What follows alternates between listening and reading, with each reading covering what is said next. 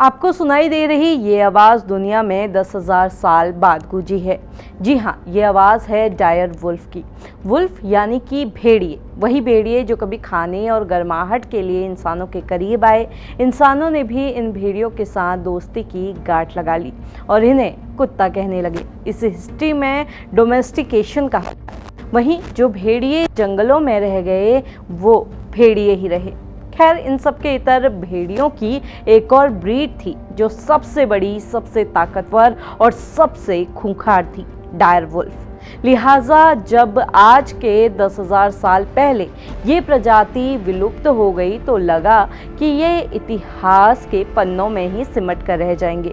लेकिन विज्ञान की बढ़ती पहुंच ने 10,000 साल बाद कुछ ऐसा कर दिखाया जो आपको जुरासिक पार्क मूवी की याद दिलाने वाला है। एक लैब, कुछ उपकरण और सालों की मेहनत, और एक बार फिर 10,000 साल बाद डायर वुल्फ के शावक इस धरती पर दिखाई दिए। 10,000 साल बाद उनकी आवाज़ सुनने को मिली। लेकिन इन्हीं भेड़ियों के शावकों के साथ कई सवालों ने भी जन्म लिया। सवाल ये कि क्या हम प्रकृति के साथ छेड़खानी कर रहे हैं? ये खोज अब आगे कहाँ तक जाने वाली है? चलिए बात करते हैं इस खास प्रजाति के भेड़ियों के धरती पर दोबारा से जन्म लेने की पूरी कहानी की। सालों पहले वैज्ञानिकों ने डायर वुल्फ के जीवाश्मों को कनाडा, अमेरिका, मैक्सिको और वेनेजुएला के अलग अलग इलाकों से इकट्ठा किया, जिसके आधार पर उन्होंने डायर वुल्फ की काया, उनके जीने का तरीका और उनके जेनेटिक्स के बारे में जानकारी हासिल की। इसी के बाद किस्से, कहानियों और तस्वीरों में इन डायर वुल्फों को जगह मिल पाई। जब गेम ऑफ थ्रोन्स के प्लॉट में ये भेड़िए दिखाई दिए तो किसी ने नहीं सोचा था कि स्क्रीन से निकलकर ये भेड़िए कभी हमारे बीच ही मौजूद होंगे। लेकिन अमेरिका की कोलोसल बायोसाइंसेस कंपनी ने ये मुमकिन कर दिखाया। अपने डी एक्सटिंक्शन प्रोग्राम के तहत कोलोसल के वैज्ञानिकों ने जेनेटिक्स इंजीनियरिंग के जरिए इन जीवाश्मों से डायर वुल्फ की प्रजाति डेवलप कर ली। अब चलिए ज़रा ये समझते हैं कि जेनेटिक इंजीनियरिंग है क्या चीज़।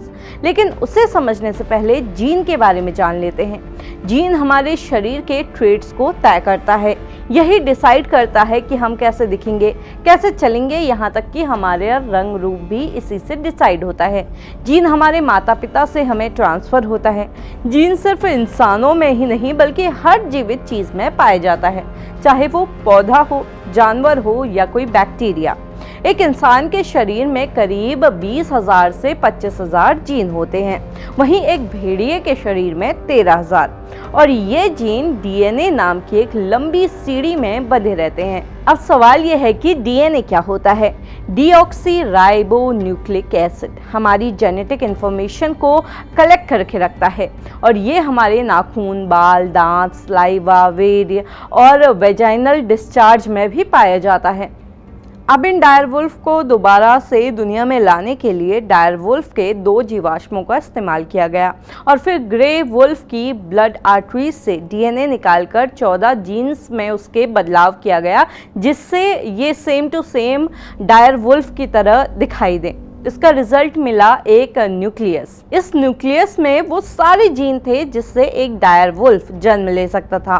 इस न्यूक्लियस को एक ऐसे सेल में ट्रांसफर किया गया जिसके अंदर का पहले से मौजूद न्यूक्लियस निकालकर उसे डीन्यूक्लिएटेड बना दिया गया था। इसके बाद एक भ्रूण बन गया। अब सवाल ये था कि इस भ्रूण को विकसित करने के लिए मां की कोख कहां से आएगी। इसके लिए वैज्ञानिकों ने कुत्तों की एक खास प्रजाति डेवलप की। इसमें कुत्तों को भेड़ियों के साथ मिक्स किया गया था ताकि एक बड़े आकार की मां बन सके। और फिर 1 अक्टूबर 2024 को 2 डायर वुल्फ का जन्म हुआ, जिनका नाम रखा गया रेमिलस और रेमस। इस सफलता के बाद एक बार फिर से ये प्रोसेस रिपीट हुई और 30 जनवरी 2025 को एक और डायर वुल्फ ने जन्म लिया, जिसका नाम रखा गया खलीसी। हालांकि इस वैज्ञानिक सफलता ने एक नई बहस को जन्म दे दिया है कि क्या हम नेचुरल सिलेक्शन की प्रक्रिया में दखल दे रहे हैं। आप सभी ने बचपन में चार्ल्स डार्विन की survival of the fittest theory तो जरूर पढ़ रखी होगी, जो बताती है कि प्रकृति खुद तय करती है कि कौन सा जीव जीवित रहेगा और कौन सा विलुप्त हो जाएगा। ऐसे में 12,000 साल पहले जब डायर वुल्फ विलुप्त हुए थे तो इसका कोई प्राकृतिक रीजन रहा होगा। अब उन्हें फिर से वापस लाना कितना सही है, ये एक बड़ा सवाल है। लिहाजा इसी के साथ एक और चर्चा काफ़ी ज़्यादा तेज हो गई है कि आखिर ये कहाँ जाकर ख़त्म होने वाला है, क्योंकि डायर वुल्फ के साथ ही मैमथ, डोडो, डायनासोर जैसे कई जानवर हैं जो विलुप्त हो गए थे। क्या ये सारे जानवर एक बार फिर से धरती पर आने वाले हैं? और अगर ऐसा हुआ तो हमारे पर्यावरण पर और हमारे बाकी जो जीव हैं उन पर क्या असर पड़ने वाला है? आप इस बारे में क्या सोचते हैं, हमें कमेंट में ज़रूर बताएं।